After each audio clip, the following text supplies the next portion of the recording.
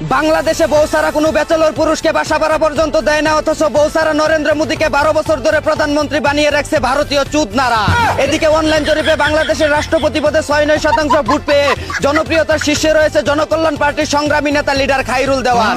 অন্যদিকে টুকাই মামুন হলো জেলে, লাইলে আছে বিয়ের পিড়িতে, আফা দিল্লিতে, তাসনিয়া ফারিন স্পেনে, নুসরাত ফারিয়া লন্ডনে, গাজী নজরুল ইসলাম হোটেলে, হিরো আলম সাতক্ষীরায়, শাহাবুদ্দিন চুপ্পুর চাকরি নাই, নরেন্দ্র মোদীর বউ নাই, আমার মনে শান্তি নাই, বাংলাদেশে বিনোদনের কোনো শেষ নাই। এদিকে স্পেনের সাথে বিশ্বকাপ ফাইনাল হেরে বাংলাদেশে আবাসিক হোটেল দিয়ে এসি নন এসি রুমে ম্যাগি নুডলসের ব্যবসা শুরু করলো দেলোয়ার হোসেন মেসি।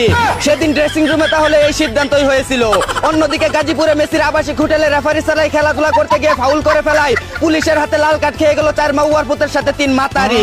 এদিকে সমঝোতার ভিত্তিতে আলাদিনের চেরাগ পেয়ে 3 মাসের ব্যবধানে দেশে কোটিপতির সংখ্যা বাড়লো 2000-এরও বেশি। এভাবে করে কোটিপতি বাড়তে থাকলে তো কয়েক বছরের মধ্যে বাংলাদেশ আমেরিকাকেও ছাড়িয়ে যাবে। অন্যদিকে বিসিবির কোচ নিয়োগ পরীক্ষায় ফেল করলো 180 জন, খাতায় কোনো কিছুই লিখতে পারেনি 30 জন।